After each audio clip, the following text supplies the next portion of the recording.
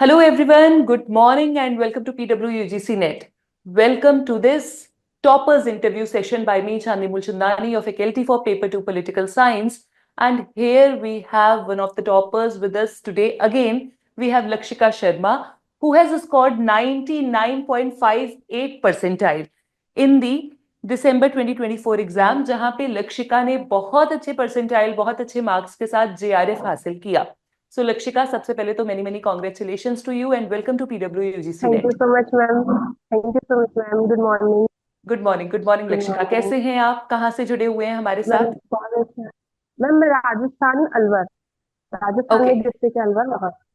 Okay okay Lakshika, you reached out to us little late, but आपका जो score है that was promising, so that's why हमें तो आपका इंटरव्यू करना ही था और आपकी जर्नी हमारे स्टूडेंट्स तक पहुंचानी ही थी.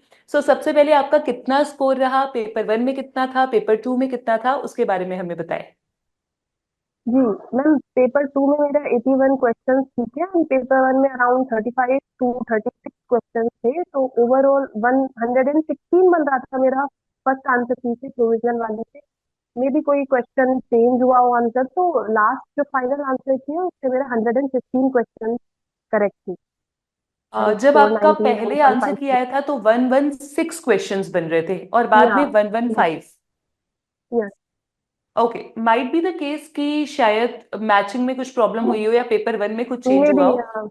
हाँ, because may be. Paper two का तो आंसर की एज इट इज आया था, हाँ उसमें कोई भी क्वेश्चन ड्रॉप भी नहीं हुआ जी। और कोई एलिमिनेट हाँ या चेंज भी नहीं हुआ. तो काफी अच्छा जी। स्कोर है वैसे. 115 क्वेश्चंस अगर आप कर पा रहे हैं out of 150, so it is really very good score, जिसके कारण आपको JRF मिला है. तो Lakshika, thank you so much paper ma'am. Two में आपने कहा आपने 81 क्वेश्चंस ठीक किए थे out of 100. 81 is a good score, very good score. जब भी हम बच्चों से बात करते हैं कि पेपर का पैटर्न कैसा था, तो हमें ये पता चलता है कि पेपर में कुछ क्वेश्चंस इजी थे, कुछ मॉडरेट थे, कुछ डिफिकल्ट थे, कुछ वेरी डिफिकल्ट थे.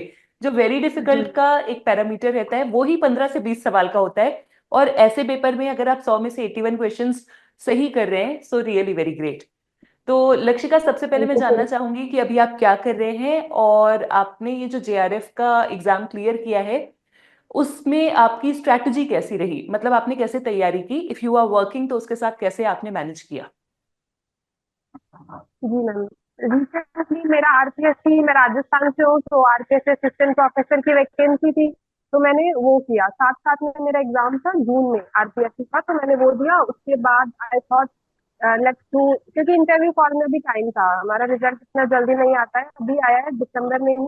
मैंने सोचा नहीं जेआरएफ भी कर लेते हैं, क्योंकि मुझे पीएचडी तो करनी ही है, वाली असिस्टेंट प्रोफेसर में बन भी जाऊँ उसके बाद भी पीएचडी तो करनी होगी, तो जेआरएफ मुझे चाहिए था। तो इसलिए मैंने इस एग्जाम को दिया, क्योंकि मेरा पेपर वन थोड़ा वीक था पहले, तो मैंने इसमें इस टाइम सिर्फ पेपर वन को किया। पेपर टू हल्का फुल्का रिवाइज किया होगा, क्योंकि आरपीएससी एग्जाम में पॉलिटिकल साइंस की थी, तो काफी अच्छा हो गया था उससे। पेपर वन मैंने किया और उसके बाद जो मेरा हो गया।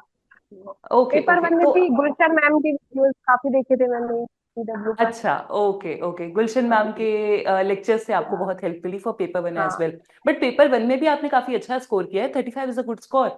तो उसके बेसिस पे अब तो नहीं कहना है आपको कि पेपर वन वीक है, पेपर वन वीक होगा बट आपने उसको ओवरकम कर लिया. सो लक्षिका, हाँ वो आरपीएससी का एग्जाम आपने दिया, उस जी। एग्जाम के बारे में मुझे बताइए कि वो आरपीएससी असिस्टेंट प्रोफेसर का exam and UGC NET JRF का जो एग्जाम है उसमें पॉलिटिकल साइंस का सिलेबस कितना सेम है, क्योंकि जो भी हमारे एस्पिरेंट्स हैं they ma'am are in the same line. तो मैं आपका एक्सपीरियंस जानना चाहूंगी. मैम सिलेबस काफी हद तक सेम है, उसमें पबमैट जो है वो यूनिट नहीं आती है, जो हमारी यूनिट 9 है जेआरएफ के एग्जाम में, वो यूनिट आरपीएससी के एग्जाम में नहीं आती है। इसके अलावा बाकी मोस्टली यूनिट सेम है, political theory, political thought, IR, Indian politics and governance. कुछ एक आध टॉपिक कहीं यहाँ पर है, उसमें नहीं है, उसमें है, यहाँ नहीं है, बाकी मोस्टली 99% सिलेबस सेम है। हाँ, क्वेश्चन पूछने का ओके तरीका उसमें काफी ज्यादा डिफरेंट है। ओके, उसमें क्या काफी डिफरेंस है डिफरेंट तरीका लक्षिका? है। जी मैम, उसमें काफी ज्यादा इन डेप्थ क्वेश्चन होते हैं, स्टेटमेंट वाले क्वेश्चन, जैसे कि उसमें कोटेशंस बहुत ज्यादा पूछी जाती है, जैसे पर्टिकुलर कोई भी कोटेशन होगी, ये किसने कहा, या फिर जैसे इसमें डायरेक्ट पूछ लेंगे कम्युनिस्ट मैनिफेस्टो किसने लिखी है, बट उसमें नहीं पूछेंगे, उसमें पूछेंगे कि मार्क्स के ऊपर ये वाली बुक किसने लिखी थी, तो मतलब उसमें बहुत ज्यादा इन डेप्थ आता है। और इसलिए उसमें स्कोर करना भी बहुत वो होता है, जिसमें जो कट ऑफ जाती है वो भी काफी कम जाती है। तो अभी मेरा इंटरव्यू कॉल है, और अभी इंटरव्यू भी है उसका, मार्च या अप्रैल में होगा मे बी। तो इंटरव्यू कॉल के बाद बेस्ट फॉर द।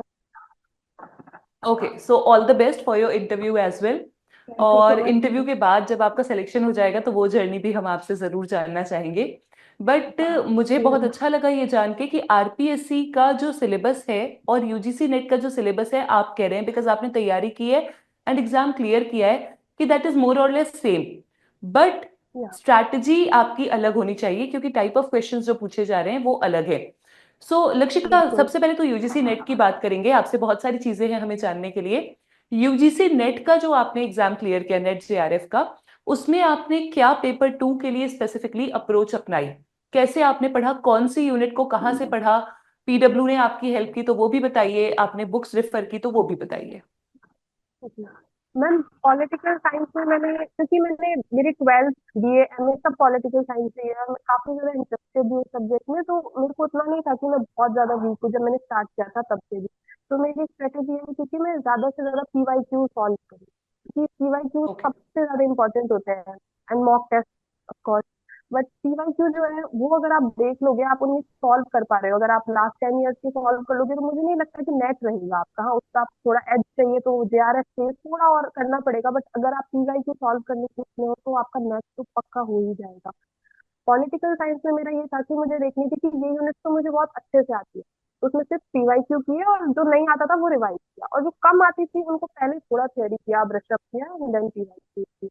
उसमें अगर कोई स्टार्ट कर रहा है तो मैं ये कहूंगी कि सबसे पहले वेस्टर्न पॉलिटिकल थॉट करना चाहिए किसी को भी, क्योंकि वो ओके। बेस होता है। उसके बाद political theory and IR, then comparative सबसे लास्ट में करना चाहिए। और मुझे जो वीकनेस लगती है पहले अगर मैं देखूँ, तो पार्ट जो 9 है, यूनिट 9 पब्लिक एडमिनिस्ट्रेशन, उसे लोग बहुत इग्नोर करते हैं, लेकिन मुझे लगता है उसमें तो 10 में से 10 क्वेश्चन आ जाते हैं, वो काफी इजी है उसमें स्कोर करना और यूनिट की तुलना में। तो मुझे लगता है कि वो हमें इग्नोर नहीं करनी चाहिए, पेपर 1 इग्नोर नहीं करना चाहिए, इसके अलावा पीवाईक्यू, ये 3 चीज सबसे इम्पोर्टेंट ओके, तो मैं यहाँ पे समराइज करना चाहूंगी सबसे पहले जो लक्षिका ने कहा उसे, कि पास्ट 10 इयर्स के प्रीवियस ईयर क्वेश्चन लगाए उन्होंने, एम आई राइट? ओके। है। प्रीवियस ईयर क्वेश्चन सॉल्व किए पिछले 10 सालों के, उससे उन्हें बहुत हेल्प मिली। एंड अपार्ट फ्रॉम दैट उन्होंने कहा कि यूनिट वाइज एक अपनी हायरार्की बताई, दैट शी चोज सबसे पहले western political thinkers, then political theory, फिर आईआर आईएफपी, फिर उसके बाद पबैड, और लास्ट में कंपैरेटिव पॉलिटिक्स। उनका कहना है कि कंपैरेटिव सबसे लास्ट में उन्हें पढ़ना पसंद था, एंड ये उन्होंने आपको भी सजेस्ट किया, if you want to implement तो आप भी इसे इम्प्लीमेंट कर सकते हैं। अपार्ट फ्रॉम दैट एक कंपैरेटिव और चीज में, लक्षिका ने हमें कही। जी लक्षिका, कहिए। जी मैम कंपैरेटिव में ये कह रही थी मैं कि क्वेश्चन बहुत कम आते हैं अगर हम लास्ट 10 देखें तो, और अगर आते भी हैं तो या तो वो इस तरह के आएंगे कि हर कोई कर सकता है, या इस तरह के आएंगे कि कोई भी नहीं कर सकता है। तो मैं ये कहती हूँ कि उसमें हमें ज्यादा टाइम इन्वेस्ट नहीं करना चाहिए, कॉस्ट करना है, कोई भी यूनिट नहीं छोड़नी है, कोई भी टॉपिक नहीं छोड़ना है। बट अगर आपको ज्यादा टाइम इन्वेस्ट करना पड़े तो मुझे लगता है कि इंडियन पॉलिटिक्स में करना चाहिए, सबसे ज्यादा क्वेश्चन आते हैं वहां से।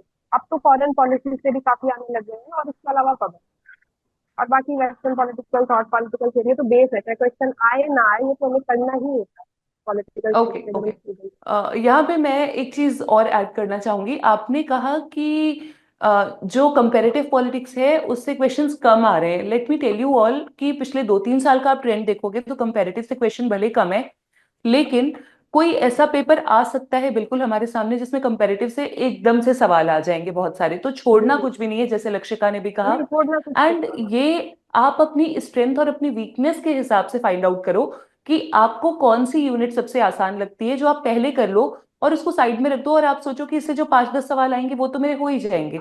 उसके बाद वो यूनिट जो आपको डिफिकल्ट लगती है, मे बी कंपेरेटिव आपके लिए आसान हो, आपके लिए वो इजी केक वॉक हो, और आपको ज्यादा टाइम पबैड में देना पड़ता हो, तो it is actually dependent on you, कि it actually depends on you कि आप कौन सी यूनिट को कब करना चाहते हो। बाकी जो प्रिफरेबल हायरार्की है वो लक्षिका ने हमारे साथ शेयर की है। ओके।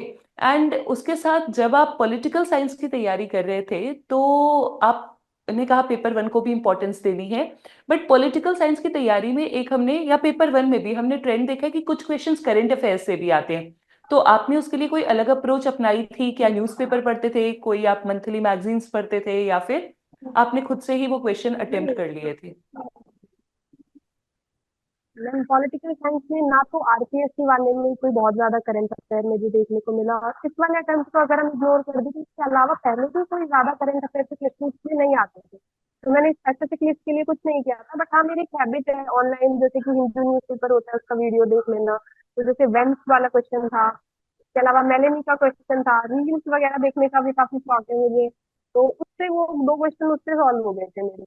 तो इसलिए बाकी अलग से मेरी कोई अप्रोच नहीं थी। और बाकी अगर किसी को करना हो तो मुझे लगता है डेली वीडियोस आप देख सकते हैं, हिंदी न्यूज़पेपर, इंडियन एक्सप्रेस, कोई भी आजकल तो बहुत ज्यादा अवेलेबल है, यूट्यूब पे बहुत कुछ अवेलेबल है। आप भी करंट अफेयर्स के काफी वीडियोस कराते हो, तो वो भी लोग देख ले तो एटलीस्ट जेआरएफ आरपीएससी वगैरह ये एग्जाम तो क्लियर है current affair. Okay okay. And what about note making? आप नोट मेकिंग करते थे कि बुक्स में ही मार्क करते थे? कैसे आपने क्या अप्रोच अपनाई पूरी जर्नी में? बुक्स मैंने ज्यादा, मेरे पास बुक्स है ही नहीं, सिर्फ एक दो बुक्स होंगी, क्योंकि मुझे ऑनलाइन पढ़ने का काफी शौक है। मेरा लैपटॉप जो है वही मेरी लाइब्रेरी है, उसमें वो अलेक्जेंड्रिया की लाइब्रेरी है, मैंने उसमें दुनिया के सारे पीडीएफ वगैरह ला रखे हैं। बट हाँ कुछ पीडीएफ है जो कि मैं बार बार जाती हूँ वहीं पर मार्क कर लेती हूँ। कुछ चीजें ऐसी होती है जो मुझे याद नहीं होती है, तो या फिर जैसे मैंने पीवाईक्यू में कुछ नया देखा है तो एक बहुत छोटी सी, जैसे कि ये बुकलेट है मेरी डायरी सी है, उसमें मैंने एक आध क्वेश्चन कोई कोटेशन मुझे मिल गई तो वो मुझे कोटेशन कलेक्ट करने का वैसे भी काफी शौक है। तो मैं उन्हें इसीलिए जॉट डाउन कर लेती हूँ फटाफट। बाकी मुझे अलग से नोट मेकिंग की चीजें, मैं सोचती हूँ कि हमारी जो मेमोरी होती है तो वो भी उस पिक्चर के हिसाब से होती है, तो मैं उसी नोट को बार बार देखूंगी तो मुझे ज्यादा याद है। मेरा पर्सनल है, बाकी कुछ लोगों को नोट्स बनाना खुद की हैंड राइटिंग में अच्छा लगता है तो वो वैसे भी कर सकते हैं। ओके, बट आपने पीडीएफ में ही हाईलाइट की चीजें? हाँ जी, हाँ जी। Okay. So one point which is very important for all the aspirants is कि आपके पास नोट्स इसलिए होने चाहिए ताकि आप उन्हें रिवाइज कर सको। चाहे आप पीडीएफ में उसे शॉर्टलिस्ट करो जैसे कि लक्षिका ने कहा, हाँ चाहे आप हैंड रिटन नोट्स बनाओ, completely up to you, but उसका पर्पस ये है कि आप जब भी वो नोट्स को आगे रेफर करो तो आपके पास रिविजन के लिए कुछ होना चाहिए। बिकॉज बार बार हम वो पूरे मोटे मोटे पीडीएफ या किताबें नहीं पढ़ सकते। जो इंपॉर्टेंट चीजें हैं उनको हमें एक जगह लिखना है, कंपाइल करना है, ताकि रिविजन में हमें मदद मिले। So nicely put. And Lakshika, one more thing, what motivated you throughout this journey? कितना समय आप देते थे अपनी पढ़ाई को एक दिन में? मतलब एक दिन में आप कितने घंटे पढ़ते थे और आपका मोटिवेशन क्या था इस जर्नी में? क्या आपको मोटिवेट करता था पूरी जर्नी में ये पढ़ने के लिए? मैम मोटिवेशन तो एक्सटर्नल मोटिवेशन नहीं है, मतलब जैसे एग्जाम निकालना मोटिवेशन हो सकता है, बट मेरा मोटिवेशन मेरे सब्जेक्ट ही है। मुझे सब्जेक्ट में इतना ज्यादा ओके इंटरेस्ट है कि मैं एग्जाम के लिए भले ही ना पढूं तो अपने इंटरेस्ट के लिए मुझे पढ़ना बहुत पसंद है, specially political thought and political theory. इसके अलावा अगर घंटे की बात करें तो मैंने कभी देखे नहीं। और मुझे तो, मैं ज्यादा देर पढ़ ही नहीं सकती, मैं उतनी हार्ड वर्किंग हूँ नहीं। मैं बहुत कम ही पढ़ती थी, लेकिन ये है कि मैं जितना पढ़ूं, चाहे एक घंटा ही पढ़ूं, लेकिन मैं उस एक घंटे में बहुत अच्छे से पढ़ना चाहती थी, वो चीज मैं भूलूं ना, या फिर मुझे ऐसा ना लगे कि मैंने मेरा एक घंटा खराब किया। अगर मैं पढ़ रही हूँ तो फिर मुझे बहुत अच्छे से पढ़ना होता है, नहीं तो फिर मैं नहीं पढ़ती, ये है। और मैं बहुत ओके। ज्यादा देर तो नहीं पढ़ती। तो this is your humbleness that you are saying कि आप बहुत ज्यादा देर नहीं पढ़ते थे। भले आप बहुत ज्यादा देर नहीं पढ़ते होंगे, suppose if you are thinking like that, लेकिन आपने जैसे कहा कि जो आप पढ़ते थे उसमें आप अपना 100% देते थे। तो वो भी बहुत जरूरी है कि क्वालिटेटिव स्टडी हम करें, क्वांटिटेटिव के पीछे ना भागे। एंड उसी का रिजल्ट हमारे सामने आता है। तो what else you liked apart from your studies? क्या आपकी हॉबीज थी? क्या आपको और करने का मन करता था? कोई आपका इंटरेस्ट हो जिसमें आपका ज्यादा टाइम जाता था पढ़ने के अलावा? हॉबीज तो मेरी मल्टीपल हॉबीज है। स्टडी है, गोल्ड मेडलिस्ट हूँ मैं, और हमेशा 12th में भी टॉप किया है, वो है। लेकिन उसके अलावा मुझे बहुत सारी है, जैसे कि ड्राइंग करना, मुझे पेंटिंग बनाना बहुत ज्यादा पसंद है। और ओके डांस करना मेरी बहुत ज्यादा फेवरेट हॉबी है। डांस तो मैं लगभग रोज ही करती हूँ। और इसके अलावा भी मुझे आर्ट का बहुत ज्यादा शौक है, कोई भी कैलीग्राफी हो गई, कोई किसी भी तरह का आर्ट हो, वो मुझे बहुत अच्छा लगता है। कोटेशन सेलेक्ट करना, स्टोरीज पढ़ना। ओके। सो क्रिएटिविटी की तरफ आप अलाइंड है। हाँ, गुड टू नो। जी। And whatever makes you happy वो आपको करना ही करना चाहिए। जो भी हॉबी आपकी है उस हॉबी को परस्यू हमें करना ही चाहिए throughout our life, so that उससे हमारी एफिशिएंसी भी बढ़ती है in our academics, in our professional life. Lakshika, apart from that अब आगे का क्या प्लान है? आई नो आपका इंटरव्यू अलाइंड है, बट उसके साथ साथ आप और क्या करना चाहते हैं, या where do you see yourself अभी से एक दो साल आगे? अभी पीएचडी में एडमिशन हो जाए जल्दी से जल्दी, पीएचडी स्टार्ट करनी है, रिसर्च पेपर लिखने हैं, बहुत सारे आइडियाज है दिमाग में रिसर्च पेपर के लिए। इसके अलावा अगर असिस्टेंट प्रोफेसर प्रोफेसर हो जाता है तो बहुत अच्छा रहता है, लेकिन मैं दोबारा उसका अटेम्प्ट दूंगी। Okay okay. और प्राइवेट में भी अगर मुझे मौका जैसे गवर्नमेंट में नहीं मिलता तो प्राइवेट में स्टार्ट करूंगी। ओके, मतलब आप जॉब के साथ साथ पीएचडी भी परस्यू करना चाहते हैं, ऐसा? या ओके, तो पीएचडी की आपने बात की है तो थोड़ा सा और बात कर लेते हैं कि रिसर्च प्रपोजल के बारे में आपने कुछ सोचा है? आपका क्या इंटरेस्ट का टॉपिक है, किस पे आप रिसर्च प्रपोजल लिखना चाहते हैं या लिख चुके हैं? अभी लिखा नहीं है, लिखना चाह रही हूँ मैं। मैम मुझे इंटरनेशनल रिलेशंस में काफी इंटरेस्ट है, फॉरेन पॉलिसी। लेकिन साथ में मुझे फिलोसफी का भी काफी शौक है, जिसमें इंडियन में अगर हम देखें तो बुद्धिस्ट फिलोसफी, मैं दोनों को अलाइन करके लिखना चाहती हूँ। जैसे कि इंडो जापान रिलेशन हो गया या चाइना और ऐसी कंट्रीज जिसमें बुद्धिज्म है। तो बुद्धिज्म कैसे हमारी सॉफ्ट पावर, हम जैसे सॉफ्ट पावर पढ़ते हैं, जोसेफ नाइक का कॉन्सेप्ट है।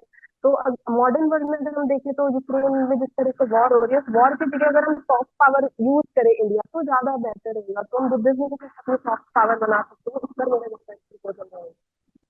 ओके, और फॉरेन आईआर के पॉलिसी में क्षेत्र में। जी जी, कुछ कह रहे थे आप? जी okay, so last but not the least, सबसे पहले तो दो सवाल हैं आपके लिए। एक ये कि आप मुझे बताएं कि जो एस्पिरेंट्स जून के एग्जाम में अभी अपीयर करने जा रहे हैं उनको आप क्या एडवाइस देंगे? उनको आप कैसे मोटिवेट करेंगे या उनको कैसे सही स्ट्रैटेजी अभी के समय पे फॉलो करनी चाहिए? प्लीज उन्हें गाइड कीजिए। 50 क्वेश्चन पेपर वन के लगाने हैं, चाहे कुछ भी हो जाए, होना नहीं है उसके बिना। और जितने पीवाईक्यूज हो सकते हैं पॉलिटिकल साइंस में वो करने हैं। इसके अलावा हमें पता होता है अंदर से कि हमारी ये यूनिट वीक है, तो उस यूनिट पर जोर दीजिए, और जो स्ट्रॉन्ग है उसको भूलना नहीं है बिल्कुल भी, चाहे कुछ भी हो जाए। हाईलाइटेड पॉइंट्स पर जितना जल्दी हम कर सकते हैं उतना जल्दी रिवाइज करना है। Revise revise revise, PYQ PYQ PYQ, ये दो ही चीज है। Okay, revision and PYQs are the mantra. Okay, thank you, Lakshika. And last question for you. What was the role of PW in your journey throughout? As I said, Gulshan ma'am videos and your videos. I saw most of your videos, marathons especially. Marathons were very helpful for me.